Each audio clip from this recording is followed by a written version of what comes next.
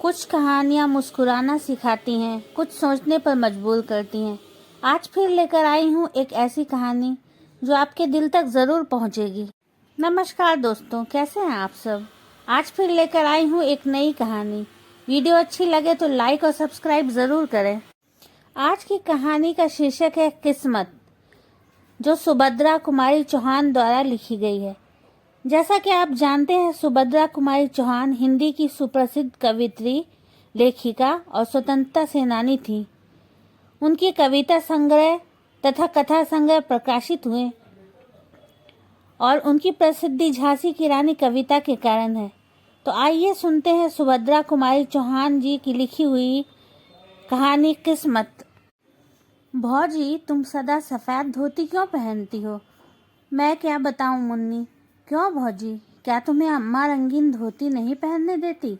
नहीं मुन्नी, मेरी किस्मत ही नहीं पहनने देती। अम्मा भी क्या करे। किस्मत कौन है भौजी? वह भी क्या अम्मा की तरह तुमसे लड़ा करती है और गालियां देती है?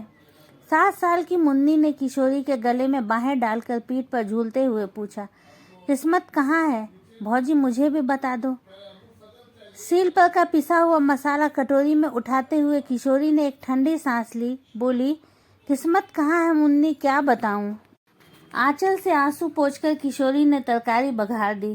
खाना तैयार होने में अभी आध घंटे की देरी थी। इसी समय मुन्नी की माँ गरजती हुई चौके में आई। बोली, 10 साढ़े 10 बज रहे हैं, अभी तक खाना भी नहीं बना। बच्चे क्या भूखे ही स्कूल चले जाएंगे? बाप रे बाप, मैं तो इस कुलक्षणी से हैरान हो गई। घर में ऐसा कौन सा भारी काम है जो समय पर खाना भी नहीं तैयार होता है? दुनिया में सभी औरतें काम करती हैं, या तू ही अनोखी काम करने वाली है। एक सांस में मुन्नी की माँ इतनी बातें कह गई और पटा बिछाकर चौके में बैठ गई। किशोरी ने डरते डरते कहा, अम्मा जी, अभी तो 9 ही बजे हैं, आध घंटे में सब तैयार हो जाता है, तुम क्यों तकलीफ करती हो। चिमटा खींचकर किशोरी को मारती हुई सास बोली, तू सच्ची और मैं झूठी। 10 बार आंच से कह दिया कि जबान न लड़ाया कर, मुंह चलाए ही जाती है। तू भूली किस घमंड में है? तेरे सरीखी 50 को तो मैं उंगलियों पर नचा दूं। चल हट, निकल चौके से। आँख पोंछती हुई किशोरी चौके से बाहर हो गई। जरा सी मुन्नी अपनी माँ का यह कठोर व्यवहार विस्मय भरी आंखों से देखती रह गई। किशोरी के जाते ही वह भी चुपचाप उसके पीछे चली, किंतु तुरंत ही माता की डांट से वह लौट पड़ी। इस घर में प्रायः प्रतिदिन ही इस प्रकार होता रहता था। बच्चे खाना खाकर समय से आध घंटा पहले ही स्कूल पहुंच गए। खाना बनाकर जब मुन्नी की माँ हाथ धो रही थी, तब उसके पति रामकिशोर मुवक्किलों से किसी प्रकार की छुट्टी पाकर घर आए। सुनसान घर देखकर बोले, बच्चे कहाँ गए सब? नथुने फुलाती हुई मुन्नी की माँ ने कहा, स्कूल गए और कहाँ जाते। कितना समय हो गया, कुछ खबर भी है? घड़ी निकाल कर देखते हुए रामकिशोर बोले, अभी 9:30 ही तो बजे हैं, मुझे कचहरी भी तो जाना है ना। मुन्नी की माँ तड़प कर बोली, ज़रूर, तुमने सुन लिया होगा, दुलारी बहू ने 9 कहा था और तुम 9:30 पर पहुँच गए। तो इतना ही क्या कम किया? तुम उसकी बात कभी झूठी होने दोगे? मैं तो कहती हूँ कि इस घर में नौकर चाकर तक का मान मुलाजा है, पर मेरा नहीं। सब बच्चे सब सच्चे और मैं झूठी, कह के मुन्नी की माँ जोर से रोने लगी। मैं तो ये नहीं कहता कि तुम झूठी हो, घड़ी ही गलत हो गई होगी, फिर इसमें रोने की तो कोई बात नहीं। कहते कहते रामकिशोर जी स्नान करने चले गए। वे अपनी स्त्री के स्वभाव को अच्छी तरह जानते थे। किशोरी के साथ वह कितना दुर्व्यवहार करती है, वह भी उनसे छिपा न था। ज़रा ज़रा सी बात पर किशोरी को मार देना और गाली दे देना तो बहुत मामूली बात थी। यही कारण था कि बहू के प्रति उनका व्यवहार बड़ा ही आदर और प्रेमपूर्ण होता। किशोरी उनके पहले विवाह की पत्नी के एकमात्र बेटे की बहू थी। विवाह के कुछ ही दिन बाद निर्दयी विधाता ने बेचारी किशोरी का सौभाग्य सिंदूर पोंछ दिया। उसके मायके में भी कोई न था। वह अभागिनी विधवा सर्वथा दया ही की पात्र थी। किंतु जो जो मुन्नी की माँ देखती कि रामकिशोर जी का व्यवहार बहू के प्रति बहुत ही स्नेहपूर्ण होता है, त्यों त्यों किशोरी के साथ उनका द्वेष भाव बढ़ता ही जाता। रामकिशोर अपनी इस पत्नी से बहुत दबते थे। इन सब बातों को जानते हुए भी वह किशोरी पर किए जाने वाले अत्याचारों को रोक न सकते थे। 100 की सीधी बात तो ये थी कि पत्नी के खिलाफ कुछ कह के वे अपनी खोपड़ी के बाल न नुचवाना चाहते थे, इसलिए बहुधा वे चुप ही रह जाया करते थे।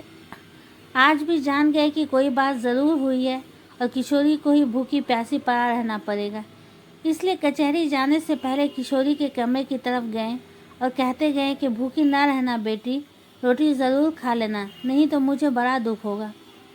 रोटी ज़रूर खा लेना, नहीं तो मुझे बड़ा दुख होगा। राम किशोर का ये वाक्य सुन मुन्नी की माँ ने सुन लिया। उसके सिर से पैर तक आग लग गई। मन ही मन सोचा, इस चुड़ैल पर इतना प्रेम, कचहरी जाते जाते उसका लाड़ कर गए, खाना खाने के लिए खुशामद कर गए, मुझसे बात करने की भी फुर्सत ना थी। खाएगी खाना, देखती हूँ क्या खाती है, अपने बाप का हार। मुन्नी की माँ ने खाना खा चुकने के बाद सबका सब खाना उठाकर कहारिन को दे दिया और चौका उठाकर बाहर चली गई। किशोरी जब चौके में गई तो सब बर्तन खाली पड़े थे। भात के बटुए में 2-3 कण चावल के लिपटे थे।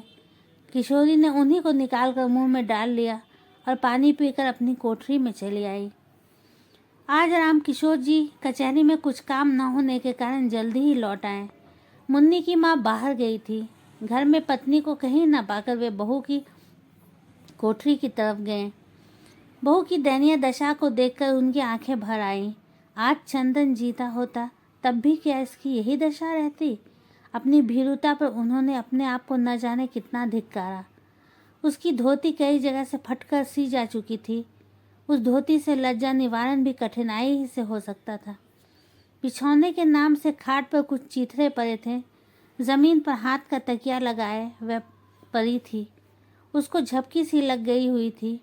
पैरों की आहट पाते ही वह तुरंत उठ बैठी। राम किशोर जी को सामने देख संकोच से ज़रा घूंघट सरकाने के लिए उसने ज्यों ही धोती खींची, धोती फट गई। हाथ का पकड़ा हुआ हिस्सा हाथ के साथ नीचे चला आया। राम किशोर ने उसका कमल सा मुरझाया हुआ चेहरा और डबडबाई हुई आंखें देखी। उनका हृदय स्नेह से कातर हो उठा। वे ममत्व भरे मधुर स्वर में बोले, तुमने खाना खा लिया है बेटी? किशोरी के मुंह से निकल गया, नहीं। फिर वह संभल कर बोली, खा तो लिया है बाबू। राम किशोर, मुझे तो ऐसा मालूम होता है कि तुमने नहीं खाया है। किशोरी कुछ ना बोली। उसका मुंह दूसरी ओर था, आंसू टपक रहे थे और वह नाखून से धरती खुरच रही थी। राम किशोर फिर बोले, तुमने नहीं खाया ना? मुझे दुख है कि तुमने भी अपने बूढ़े ससुर की एक ज़रा सी बात न मानी। किशोरी को बड़ी गलानी हो रही थी कि वह क्या उत्तर दे। कुछ देर में बोली, बाबू, मैंने आपकी आज्ञा का पालन किया है।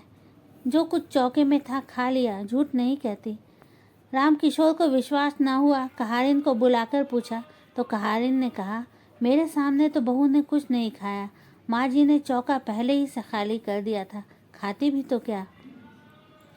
पत्नी की नीचता पर कुपित और बहू के सौजन पर किशोर जी पानी पानी हो गए। आज उनके जेब में 50 थे। उसमें से 10 निकाल कर वे बहू को देते हुए बोले, ये रुपए रखो बेटी, तुम्हें यदि ज़रूरत पड़े तो खर्च करना। इसी समय आंधी की तरह मुन्नी की माँ ने कोठरी में प्रवेश किया। बीच से ही रुपये को झपट कर छीन लिया। वह किशोरी के हाथ तक पहुंच भी ना पाए थे। गुस्से से तड़प कर बोली, बाप रे बाप, अंधेर हो गया। कलयुग जो न करावे सो थोड़ा ही है। अपने सिर पर चांदी की तो लाज रखते। बेटी बहू के सुने घर में घुसते तुम्हें लाज ना आई? तुम्हारे ही सर चढ़ाने से तो ये इतनी सरचरी है। पर मैं न जानती थी कि बात इतनी बढ़ चुकी है। इस बुढ़ापे में भी गले में ही जा गिरे। राम राम, इसी पाप के बोझ से तो धरती दबी जाती है। वे तीर की तरह कोठरी से निकल गईं। उनके पीछे ही राम किशोर भी चुपचाप चले गए। वे बहुत वृद्ध तो न थे, परंतु जीवन में नित्य होने वाली इन घटनाओं और जवान बेटी की मृत्यु से वे अपनी उम्र के लिहाज से बहुत बूढ़े हो चुके थे। ग्लानि और क्षोभ से वे बाहर की बैठक में जाकर लेट गए। उन्हें रह रहकर चंदन की याद आ रही थी। तकिए में मुंह छिपाकर वह रो उठे। पीछे से आकर मुन्नी के पिता के गले में बाहें डालती पूछा, क्यों रोते हो बाबू? रामकिशोर ने विरक्ति के भाव से कहा, अपनी किस्मत के लिए बेटी। सवेरे मुन्नी ने भौजी के मुंह से भी किस्मत का नाम सुना था और उसके बाद उसे रोते देखा था। इस समय अब उसके पिता को भी किस्मत के नाम से रोते देखा तो उसने विस्मित होकर पूछा, किस्मत कहाँ रहती है बाबू, क्या वह अम्मा की कोई लगती है? मुन्नी के इस भोले प्रश्न से दुख के समय भी रामकिशोर जी को हंसी आ गई और बोले, हाँ वह तुम्हारी माँ की बहन है। मुन्नी ने विश्वास का भाव प्रकट करते हुए कहा, तभी वह तुम्हें भी और भौजी को भी रुलाया करती है। तो कैसी लगी आपको ये मार्मिक कहानी? तो ऐसी ही और कहानी सुनने के लिए मेरे चैनल को ज़रूर सब्सक्राइब कीजिए और वीडियोस को लाइक शेयर करना ना भूलिएगा। Thanks for watching.